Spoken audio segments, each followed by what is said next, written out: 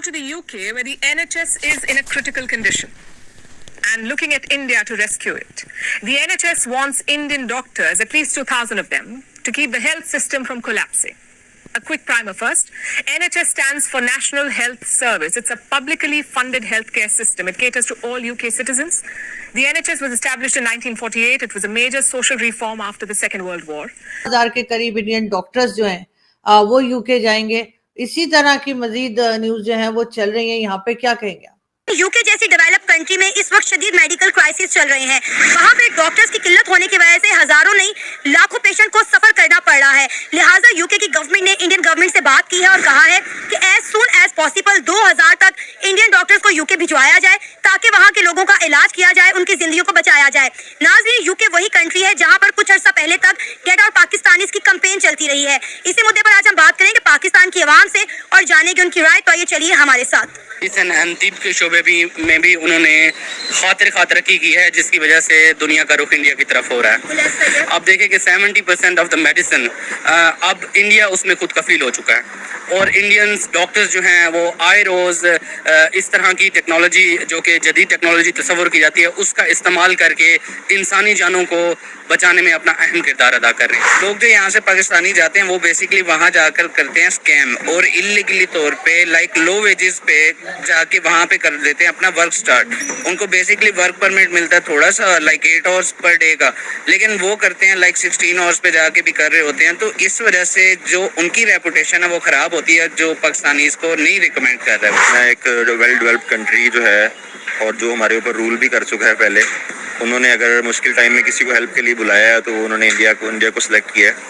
Transplant एक तो पाकिस्तान में एज सच इतना ज़्यादा कोई उसमें कामयाबी नज़र भी नहीं आ रही, लेकिन यह है कि इनिशिएटिव लिए जा रहे हैं पाकिस्तान में भी और इस हवाले से भी तवज्जो दी जा रही है। लेकिन इतना कॉस्टली है वो इलाज कि एक आम शख्स उसको अफोर्ड नहीं कर पाता। तो ये वजह है कि हमारी जो गरीब आवाम है उसका इलाज तो यकीनन मुमकिन ही नहीं है इस हवाले से। तो ज़ाहिर बात है वो रुख करते हैं इन जैसे ममालिक का जहाँ उनको आसानी से इलाज की सहूलत मैसर हो, तो इंडिया उनको एक अच्छा ऑप्शन नज़र आता है। क्योंकि लाइक नॉलेज की बात की जाए ना तो हमारे से ऑब्वियसली सब चीज़ बराबर ही है। हमें भी वही नॉलेजेस दी जाती हैं जो उनकी MBBS में होती हैं या कोई किसी भी डॉक्टरेट में होती हैं, तो हमारे पास भी सेम चीज़ होती है। बात सिर्फ इतनी सी आ जाती है कि वो टैलेंट की कदर करते हैं और उनको प्रमोट किया जाता है। उनके जो गवर्नमेंट हॉस्पिटल्स हैं वो बहुत अच्छे हैं, वहाँ पे जाके उनको प्रैक्टिस करवाई जाती है बाकायदा, लाइक प्रॉपर जिसे हाउस जॉब कहते हैं वो वहाँ पे प्रोवाइड की जाती है, हर स्टूडेंट को अवेलेबल होती है। पाकिस्तानी वहाँ पे जाना चाहते हैं, ट्रीटमेंट करवाना चाहते हैं, लेकिन वीज़ा नहीं दिया जाता। और दूसरी बात यह है कि India is the only country in the world जिसके पास ओपियम उगाने का लाइसेंस है। तो उनका जो फार्मास्यूटिकल का खाम माल है उस पर कॉस्ट बहुत कम आती है, जिसकी वजह से मतलब वो उसको सेल भी थोड़ा कम मार्जिन पे करते हैं, तो हर बंदा उनसे बाहर करना चाहता है। दोस्तों, सदियों तक भारत को गुलाम रखने वाले देश यूके को भारत के 2000 डॉक्टरों की आपात सिचुएशन में आवश्यकता पड़ गई है। बात यह है कि यूके का हेल्थ सिस्टम पूरी तरह से कोलैप्स हो चुका है। यूएस के बाद भारत का हेल्थ सिस्टम पूरी दुनिया में सबसे अच्छा माना जाता है। यूके द्वारा इंडियन डॉक्टरों को बुलाने पर पाकियों को सदमा लग गया है कि भारत से 2000 डॉक्टर जो है वो यूके जाएंगे। वहां का जो नेशनल हेल्थ सिस्टम है उनका NHS वो बिल्कुल तबाही के धाने पर है। 1947 के अंदर एक एक्ट के जरिए ये काम में लाया गया था वहां पर, और आज बिल्कुल काम नहीं कर रहा। उसकी सबसे बड़ी वजह यह है कि डॉक्टरों की तनख्वाहें ठीक नहीं है और वहां पे लोकल डॉक्टर बन ही नहीं रहे, लोग जा ही नहीं रहे, डॉक्टर नहीं बन। दूसरा, सिस्टम इस तरीके से कोलैप्स कर रहा है कि हर 8 में से 1 आदमी जो है वो इंतजार कर रहा है डॉक्टर को मिलने के लिए, और वहां पे एक महीने का इंतजार करना होता है, मरीजों को करना पड़ता है डॉक्टरों के लिए। दूसरा, जो इस वक्त 2 लाख से ज्यादा लोग जिनको जिंदगी बचाने के लिए सख्त सर्जरी या ऐसी चीजों को का इलाज उनको चाहिए, लेकिन उनको डॉक्टर मुयसर नहीं है। 2000 भारतीय डॉक्टर जाके तो रेस्क्यू करेंगे उनको। अब यहाँ ये बताना चाहूंगा 1 लाख से ज्यादा वर्कर इस वक्त इजराइल में जा रहे हैं, और देखा जाए तो फिर आप खुद ही अंदाजा लगा लें कि एक तो वहां पढ़े लिखे लोग हैं वहां पे, और दूसरा बाहर जाएंगे तो वो टेक्नोक्रेट बनेंगे, वो डायस्पोरा नहीं बनेंगे, वो मजबूरी बन जाएंगे उन कौमों की जहां जाके वो काम करेंगे। तीसरा, इस वक्त और चीज जो सामने आ रही है कि भारत असला बना बना के अफ्रीका में और गयाना में बेच रहा है। गयाना ने आज 2 जहाज खरीदे भारतीय बने हुए। अब उसके साथ ये जो खास कर देखने वाली बात आ रही है कि जब भी डिफेंस कॉन्ट्रैक्ट किया जाता है तो फिर वो आपके साथ परमानेंट रिलेशनशिप बन जाते हैं, तो इससे भारत का इन्फ्लुएंस बढ़ेगा। लेकिन इस वक्त अगर देखा जाए तो ये सारा कारोबार अमेरिका का था। अमेरिका ये डिफेंस के अपने हथियार और जहाज बना के बेचता था। अब अमेरिका इसको किस तरीके से लेगा, ये अब सोचने वाली बात है। ये इतना आसान नहीं है कि इनको ये हजम हो जाए। इस वक्त अगर देखा जाए तो भारत अमेरिका का असला जो है वो बहुत महंगा होता है, इसलिए ज्यादातर कंट्रीज अफोर्ड नहीं कर पाते। और दूसरा, अफ्रीका में जो असला पहले रशिया बेचता था, यूक्रेन की जंग के बाद वहां एक वैक्यूम क्रिएट हुआ, भारत ने उसको फिल करने की कोशिश की। बल्कि यहां तक कि अफ्रीकन कंट्रीज में जितने मिलिट्री अटैचेस थे भारत के एम्बेसियों में, उनको बुला के ट्रेन किया गया और अब वहां पे असला बिकेगा भारत का, और भारत का इन्फ्लुएंस जाहिर उसको बढ़ेगा। जो चाइना और अमेरिका उसको अब देखें किस तरह रिसीव करता है, ये एक नई क्वेश्चन है। आरजू, हमें तबाही अफगानियों ने किया भाई, हमें तबाह करके रख दिया उन्होंने। हीरोइन के और कलाशनकोव कल्चर और सुइसाइड बॉम्बिंग में हमें तबाह ही इन्होंने किया है, और हमें पूछ ही नहीं रहा कोई। हाँ, इसमें एक जरूर बात है, क्यों जा रहे हैं भाईजान जो है थॉमस वेस्ट वहां पे, वो भी इंटरेस्टिंग है, क्योंकि अफगानियों को खाने के लिए गंदम तो दे रहा है भारत। 47,000 टन गंदम उन्होंने वहां पे उनको भेजी थी जब उनके बुरे हालात थे। 200 टन के करीब उन्होंने मेडिकल इक्विपमेंट और मेडिकल दवाइयां वगैरह भेजी थी। उसके बाद एक महीना पहले इंडियन डेलीगेशन ने जाके अमीर खान जो उनके फॉरेन मिनिस्टर हैं, उनसे जाके मुलाकात की, उनसे डिस्कस किया गया अफगानिस्तान के हालात। और तीसरा, इस वक्त अफगानिस्तान के जो लोग हैं, एक तो आपके अंदर घुस घुस के मार रहे हैं टीटीपी वाले, इसमें कोई शक नहीं, लेकिन आपने जो उनके अंदर जाके हमला किया है उसके रिटेलिएशन में उनकी धमकियां आनी शुरू हो चुकी हैं।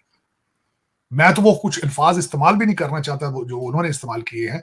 वहां से उनके एक मिनिस्टर भाईजान ने कह दिया है कि अब हम पाकिस्तानी फौज के खिलाफ जंग लड़ेंगे और वो 1971 को भूल जाएंगे। अब अंदाजा लगा लें कि जो लौंडे लपाड़े हमने तैयार किए थे वो अब हमें धमकियां दे रहे हैं। अंदाजा लगा, हमने पूरा कंट्री तबाह कर दिया है। खैर, उससे हमने पैसे भी बहुत बनाए, ऐसी भी बात नहीं है कि हमने तबाही की है। हमने लंदन और दुबई में बड़े बड़े प्लाजे बनाए भाईजान। हम ये ना हमें कुछ समझे कि हम बेवकूफ हैं और हमने सिर्फ ऐसे मोहब्बत में ये सारा कुछ कर लिया। पैसे हमने अफगान मुहाजिरीन पे भी बहुत बनाए हैं, हमने भी डॉलर बनाए हैं।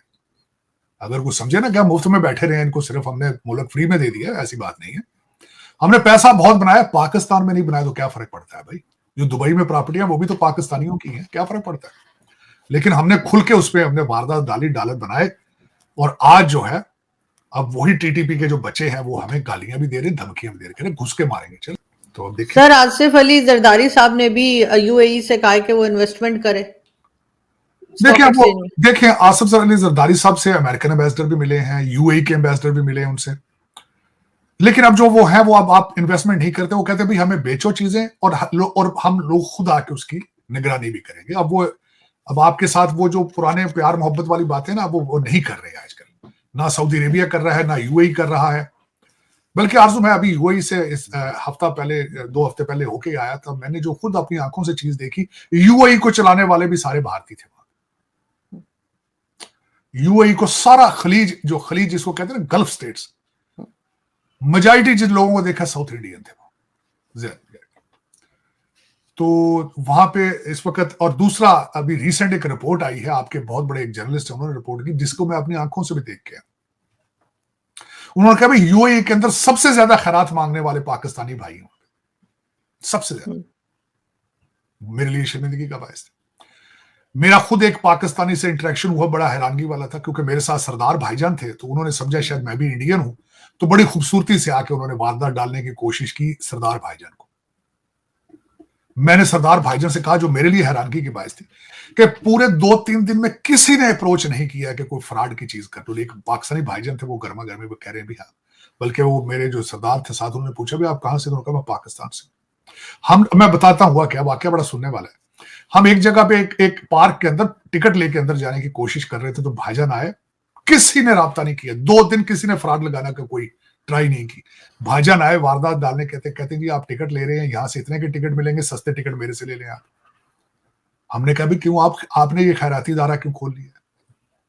उन्होंने कहा जी मैंने किसी से उधारे पैसे लेने थे, उसने पैसे नहीं दिए, क्रेडिट कार्ड दे दिया, ये मैं क्रेडिट कार्ड पे आपको टिकट 10-10 रियाल सस्ते ले देता हूँ। सरदार भाईजान ने पूछा आप कहां से? कहते जी मैं माशाल्लाह पाकिस्तान से। मैंने कहा बड़ी, उन्होंने कही है मेरे साथ पाकिस्तानी, तो घबरा गए भाईजान। फिर उन्होंने कहा भी, मैंने पूछा, मैंने कहा आप कहाँ से हैं? उन्होंने अपना डिस्ट्रिक्ट बताया। तो मैं शर्मिंदा था कुछ क्या, मैंने कहा यार देखो सरदार भाईजान सोच रहे होंगे कि 3 दिन हम यहाँ रहे, किसी ने अप्रोच नहीं किया को फ्रॉड लगाने के लिए, एक ही आए हैं और वो पाकिस्तानी भाईजान है।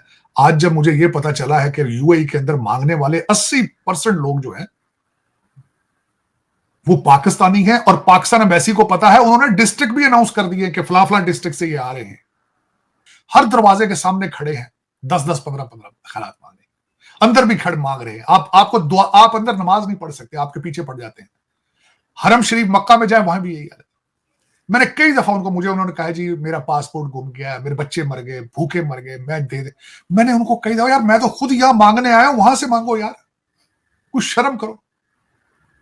लेकिन देखें बस हमारा ये कारोबार है, सारा कंट्री मांग रहा है, कोई दुनिया से लीडर भी यही कर रहे हैं सर, सब यही कर रहे हैं, तो फिर आम पब्लिक को क्या कहा जाए। लेकिन नवाज शरीफ साहब वापस जा रहे हैं भाई, नहीं काम बना ना। देखिए आए थे जो ख्वाब, वो कहते हैं, वो क्या कहते हैं, हर ख्वाहिश पे दम निकले, तो पर नहीं, अब इसमें कुछ बचा, फिर क्या करें। मैं लंदन वापस जाऊं, मेरे अपार्टमेंट है वहां पे, मौसम अच्छा है, यहाँ वाक अच्छी नहीं है, गर्दा बहुत है, खाने में भी अच्छी चीजें नहीं है। तो हम भाई जहां से आए थे, हम जहां के रिहायशी हैं, हम वहीं रहे। तो ब्रिटिश लोग हैं भाई, वापस चले गए, जहां से ब्रिटिश आते हैं वहीं वापस चले गए। चले सर, बस बेटों के केस खत्म करवाने थे, दोनों बेटे आए, वो भी केस खत्म हो गए। खत्म करो, और बस यही है। और क्या, बच्ची को हेलीकॉप्टर ले दिया उन्होंने, कभी आप उसमें घुमा करें, तो बस यही चल रहा है, चलता रहेगा जब तक 250 मिलियन लोग जब तक मरेंगे नहीं, खत्म नहीं होंगे ये 25 करोड़ लोग, तब तक तो भी कारोबार चलता रहेगा। ज्यादा नहीं, कुछ ना कुछ तो चलेगा। $8 बिलियन थोड़ी रकम नहीं होती। बड़े घर बनेंगे लंदन में, बड़ी प्रॉपर्टी आएगी दुबई में, गुर्दे आप देंगे आरजू काजमी मैडम, आपके गुर्दे जो है इसी काम आएंगे, और कहां जाएंगे। मगर सर सुधरेंगे नहीं हम, मतलब हमने कुछ सीखना नहीं है ना अपने पड़ोसियों से, ना किसी और से। 76 साल देखें, आप बड़ी मेहनत से इस जगह पे पहुंचे, अब यहां से चेंज किस तरह होंगे। अब आपको देखें, आप देख रहे हैं, अब तो आप भारत की तरफ मुंह भी नहीं करते ना। मेरे जैसे लोग तो कहते हैं देखो तरक्की कर, किस तरह तरक्की करे, आप मुंह दूसरी तरफ कर लेते हैं तरक्की की बात करें। उसी वक्त जब मेरे जैसा बंदा को बात करता है, यार इंडियन इंस्टीट्यूट ऑफ टेक्नोलॉजी की तरफ देखो, साथ ही वो एक ऑक्सफोर्ड ग्रेजुएट आ जाता है, वो कहता है नहीं भाई हम तो जिहाद करेंगे। मगर सर हमने भारत के साथ जो कुछ किया है, जितने धोखे और जितने अटैक्स उनके ऊपर करवाए हैं और किए हैं, उसके बाद क्या भारत हमसे बात करना, मुझे तो नहीं लगता पसंद करेगा। देखिए भारत बात, देखिए लेकिन एश्योरेंस देनी होगी आपको कुछ ना कुछ बताना होगा कि नो वी सीरियस है। पता नहीं वो किस तरह बता पाते हैं, आपकी ख्वाहिश भी है या नहीं है। आप मुझे अभी तक तो डाउटफुल हूं मैं, लेकिन आप इसके बगैर बच नहीं पाएंगे। आप इन्फ्लेशन और लेकिन इन्फ्लेशन भी कंट्रोल तो तब की जाएगी ना जब आप नेशनलिस्ट होंगे, जब आप सोचेंगे पाकिस्तान बचाना है। अभी तक तो मुझे पाकिस्तान के अंदर से आवाज नहीं लग रही, किसी की आवाज नहीं आ रही कि हमने पाकिस्तान बचाना है। अभी तक तो अब यही कहते हैं कि हम इसको जला के खाक कर देंगे और हम लंदन शिफ्ट हो जाएंगे। अभी तक दोस्तों, हमारी पूरी वीडियो देखने के लिए आप सभी का धन्यवाद। हमारी वीडियो अच्छी लगी हो तो वीडियो को लाइक और चैनल को सब्सक्राइब अवश्य कर लें।